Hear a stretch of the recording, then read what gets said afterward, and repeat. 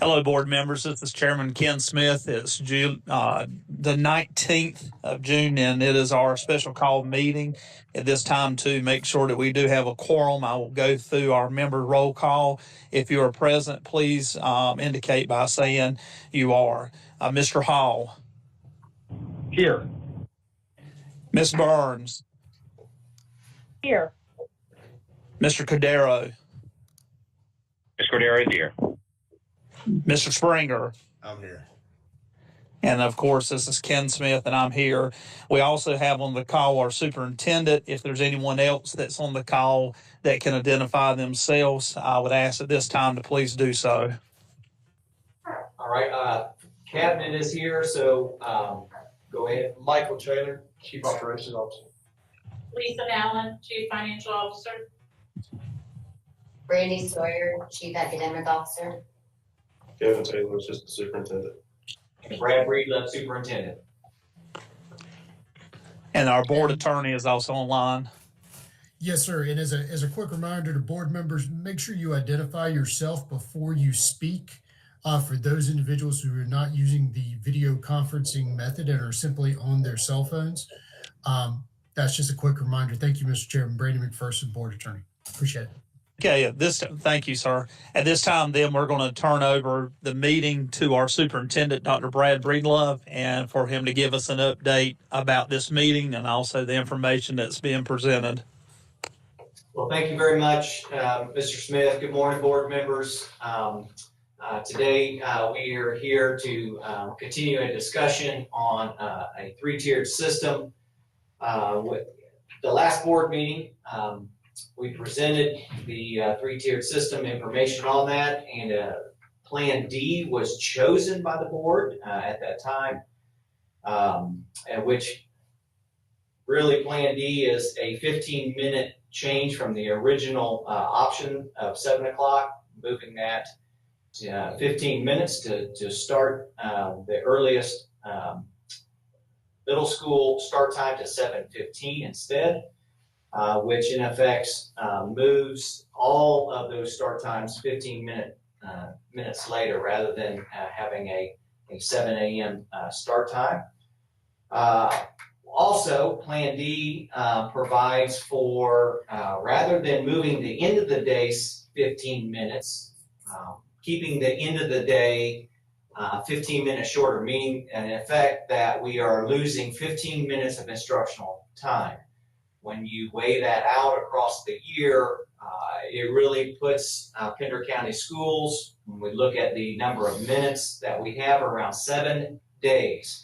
That's why Plan D would have to move our district 7 days and add those 7 days to the calendar in order to make up that lost instructional time. Back in January, when I came here, we'll say that spent, and I've told this before in the previous meeting, but spent 3 months listening and learning. What I found out is a number of issues, but the number one issue was transportation and the concerns around transportation.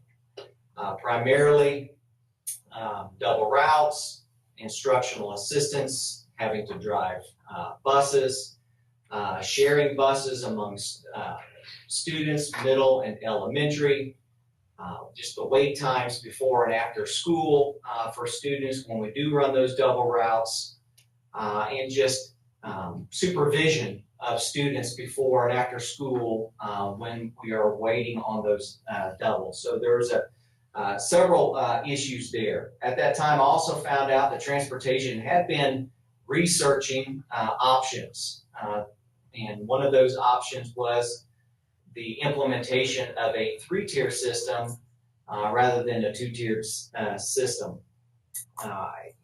One of the concerns is making sure that our community understands the process.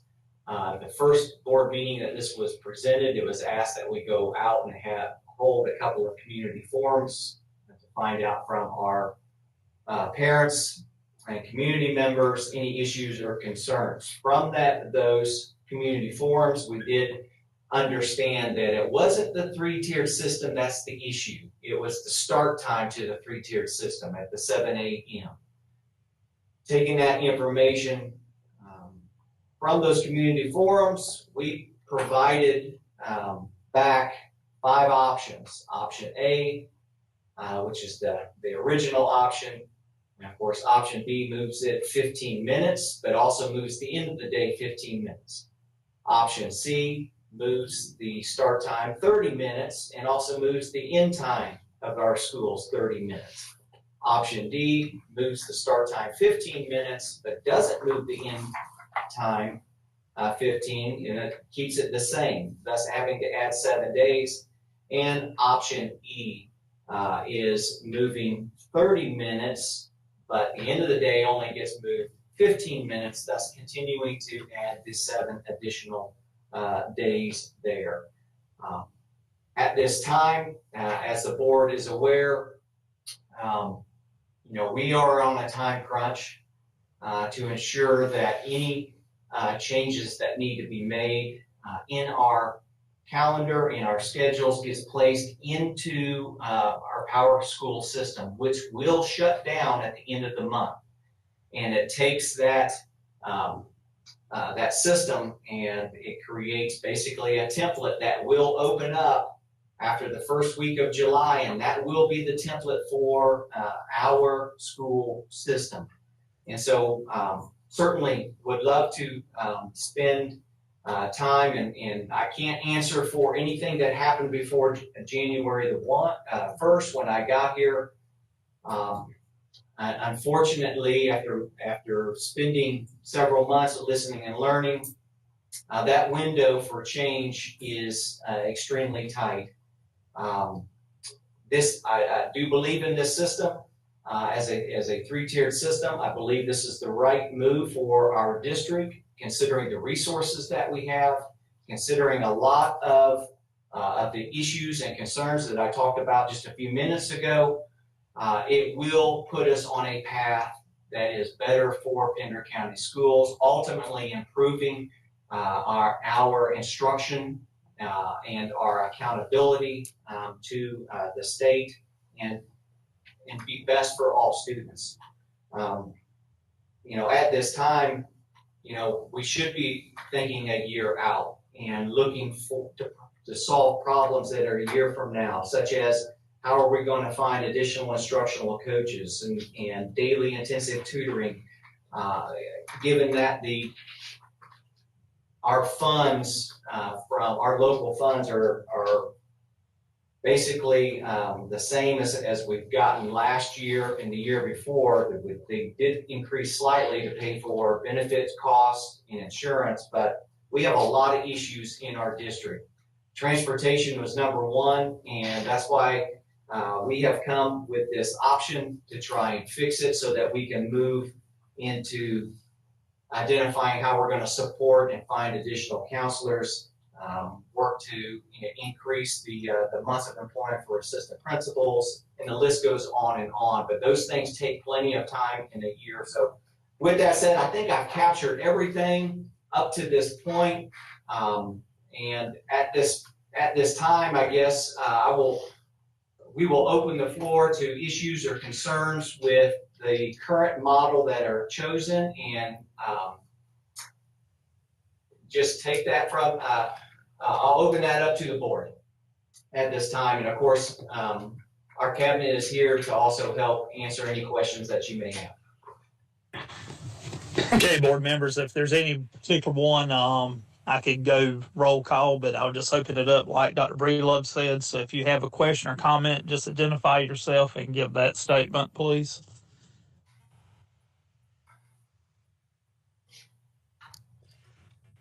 I'll go first. This is Brent Springer, District 1. Dr. Breedlove, Mr. Taylor, how long, Mike specifically, how long does it take to input data into TIMS?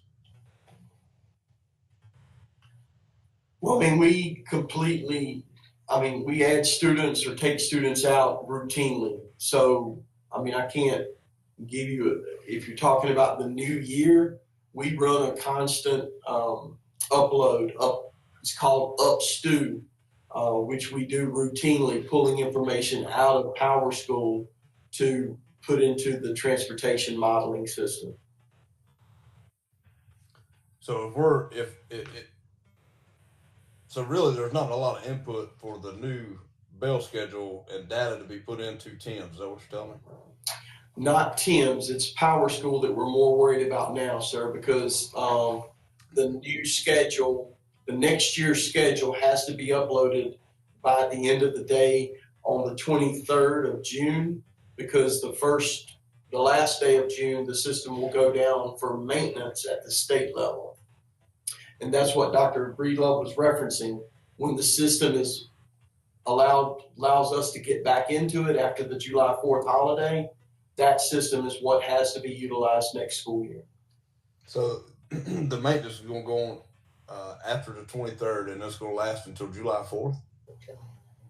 Well, it's July 11th, actually. It's a state maintenance shutdown period. Okay. So 23rd of June is the cutoff, and I think that's all. okay. A couple more questions, Mr. Taylor. How much impact is traffic going to be impacted with this new schedule change? Based on the DOT study, they say that there will be less traffic impact, especially at the Topsail complex. By separating the bell times, you have fewer parents coming into the area of Topsail Annandale and Topsail Middle School. Did they provide you any numerical data other than less and more than, or? That was just one of their primary recommendations to help alleviate the congestion on Highway 17. Okay. Where are we at with hiring TAs? Maybe this is a Mr. Kevin Taylor question. How many TAs do we have vacant? Mr. Springer, is that what you're asking? You said 36 last time I heard. Is that correct? Okay. Yeah. Thereabouts, yes. Yeah. Yes, sir. Should be, might be a little bit less or a little bit more, but it's pretty close to that. Okay. And we got 40% of those driving buses. Does that still stand true? Almost 50% of instructional assistants are currently driving. But of our drivers, holistically, about 42 or 44% of our drivers are also instructional assistant or dual employed staff members. Out of that 40%, Mr. Taylor, how many want to come off the road and remain in the classroom? Approximately 50% of those who've responded to our recent survey. So we're talking on average of 25 instructional assistants. Is that right? Between 25 and, yes, sir, I would say between 20 and 30 would stop driving if the policy were changed. And where are we at in the process of hiring others? We have, I think we're in the process of hiring about 9 staff members at this time who are in different parts of the process as far as the hiring, the classes, or being fully certified. We have 9 in the works, so to speak. The same could be said for the TAs, Mr. Springer. We have certain criteria they have to meet. For instance, the effective teacher training through our classes where they can be officially hired. So we're working on some of those as well. Okay, so how long does that teacher training take? We'll be able to finish it before the end of the summer, usually about 4 to 6 weeks. 4 to 6 weeks. And we got 9 in the process, and there's approximately 25 wanting to come off the road.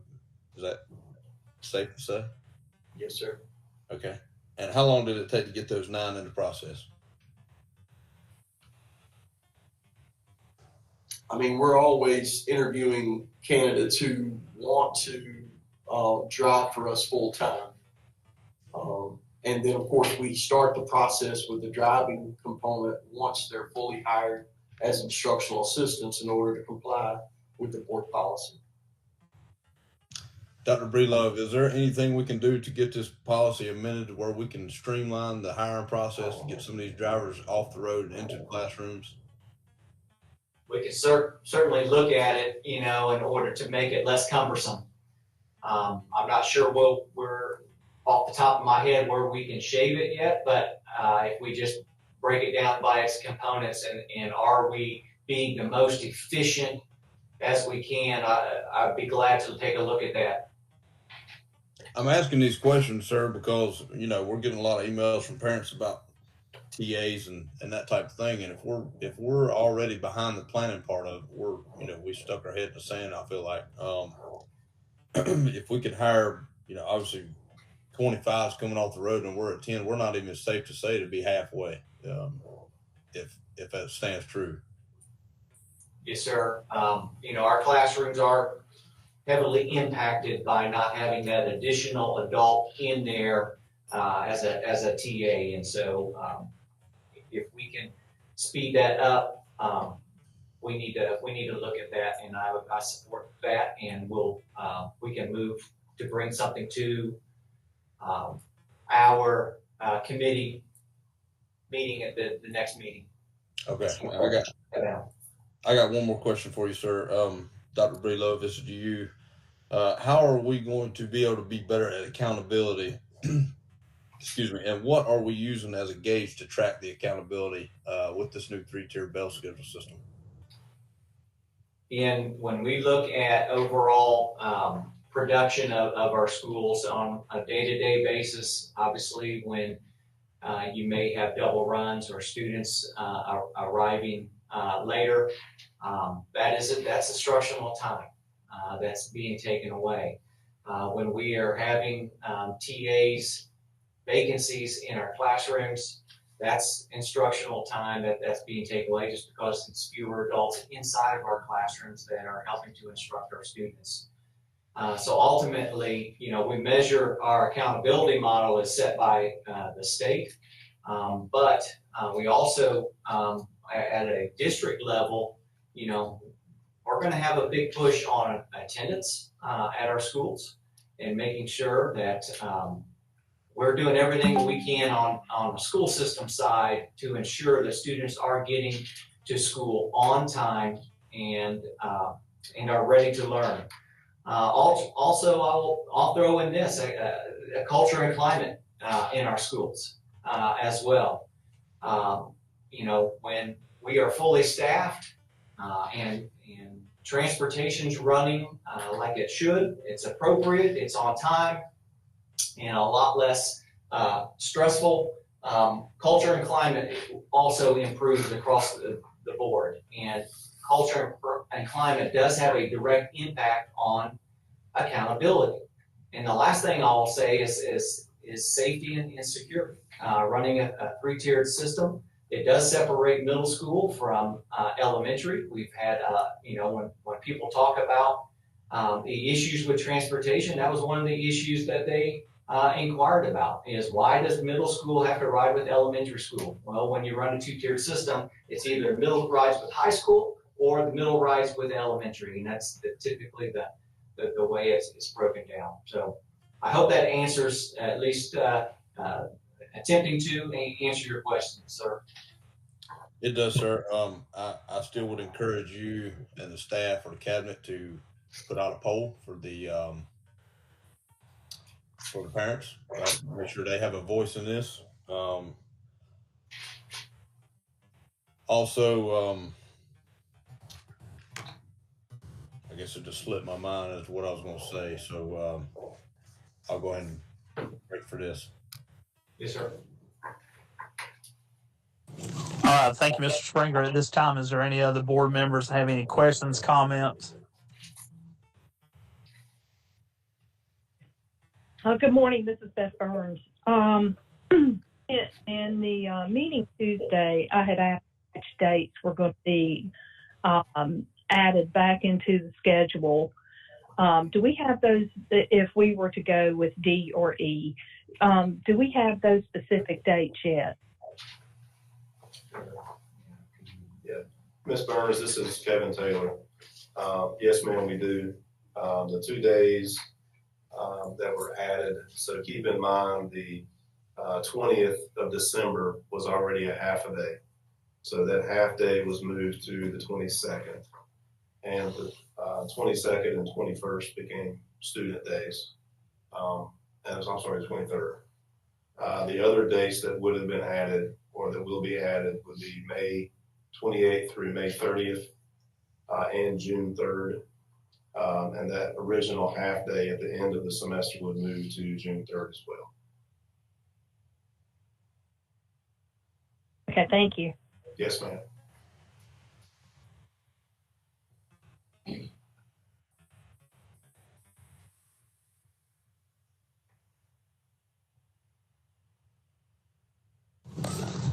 Mr. Hall, do you have any questions or comments? No, are you ready to move forward here? But let me ask Mr. Springer, and I'm Mr. Cordero, and then we can move forward if that.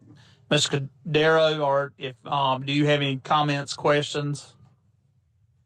Not at this time. Okay, I'll open it back up then. Is any other staff, personnel, board members have anything at this time? This is Brent Springer, District 1. I do not have anything further.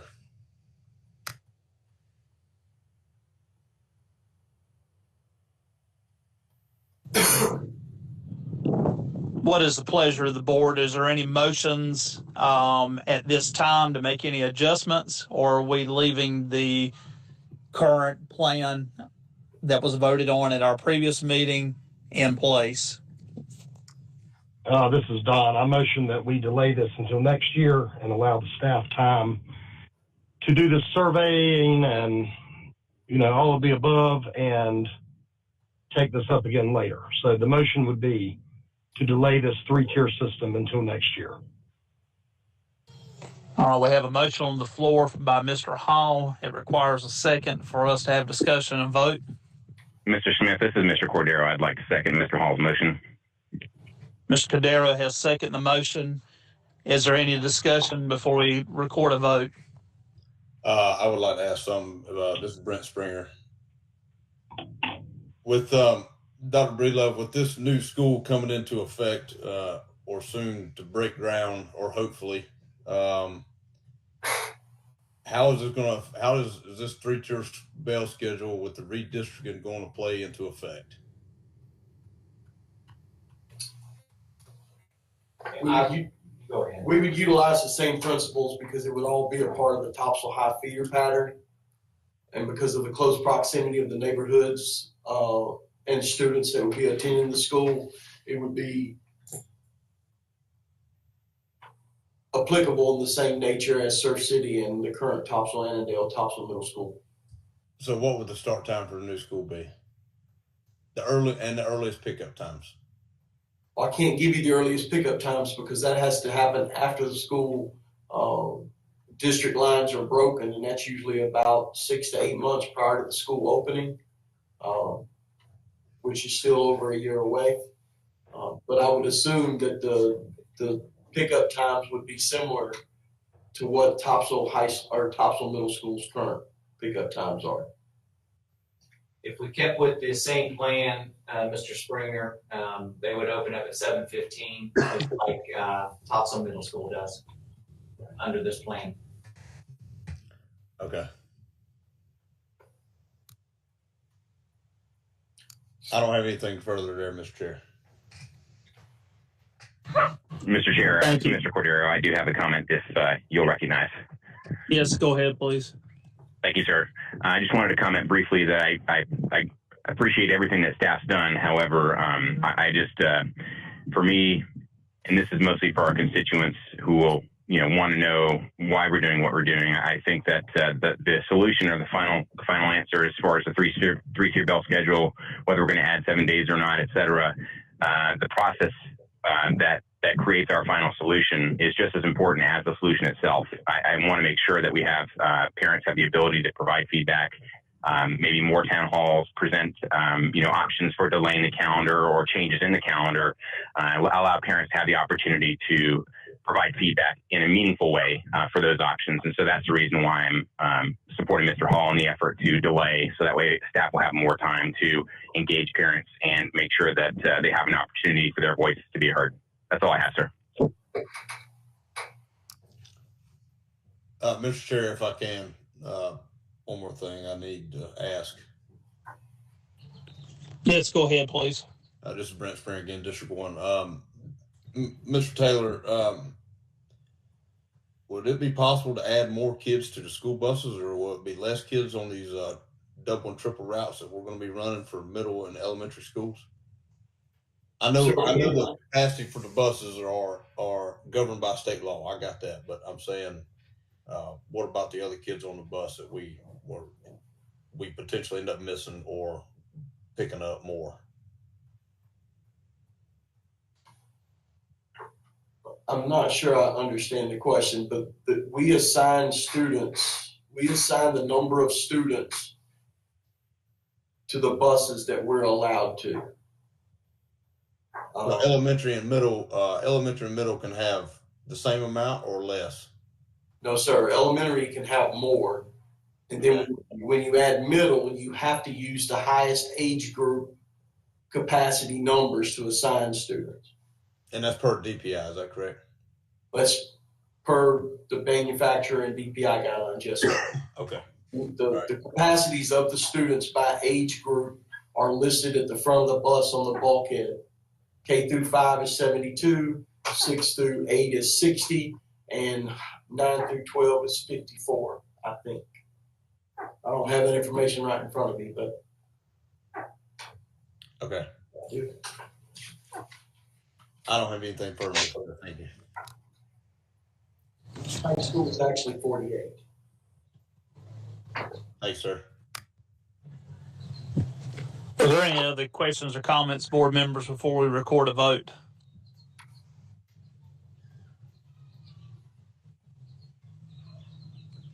Not hearing any at this time, we're going to go around the room to record the vote. I'll ask the attorney to reread the motion so that way everyone is clear on what we're voting on. The motion by Mr. Hall was to delay the implementation of the 3-tier burial schedule for another year and to maintain the current bell schedule as I understand it for this coming academic year. Mr. Hall, I want you to make sure that's right, but that's the motion as I understand it. Yes, but in the meantime, for the staff to go ahead and survey, stakeholders so that we don't run into this again and they can get their plan implemented, for the next year. With plenty of time to spare. To continue researching the 3-tier bell schedule in preparation for next year. Yes, sir. Okay. Thank you, sir. Appreciate that. Pearson, can I make a friendly amendment to his amendment? What is the amendment, sir? To make sure this implementation is going to be implemented to the beginning of the 24 24-25 school year. Right. With no exceptions, as long as the data and research. I think that's up to Mr. Hall. Mr. Hall, are you willing to accept Mr. Springer's friendly amendment? Yes, as long as it's discussed before. I mean, we've got to see what the results of the surveys and that kind of thing are. Yes, sir. I'm in accordance with that. Okay. Yeah. Okay. Yeah. So it's fine. All right. With the, I apologize. Is that Mr. Cordero? Yes, sir. I was just going to second Mr. Springer's motion, or to amend if that's necessary. Otherwise, I am in full agreement. Okay, board members, we have the motion. We have the amendment to the motion that's on the table. Now that we have that, is there any discussion with the amendment to the motion that's been made? Not hearing any, then I will take a vote at this time. Mr. Cordero. I vote yes. It's Mr. Cordero. Mr. Springer. I vote yes. Mr. Brent Springer. Mr. Hall. Yes. Ms. Burns. Yes. I apologize. Was that a yes, Ms. Burns? Yes, Mr. Chair, it was. Okay. Okay, I'm sorry. I was in a bad location with my phone. At this time, then, the board has recorded a vote of 4 to O. The motion carries. I do not believe there's any other business that's before the board at this time. Is that correct? That is correct, Mr. Chair.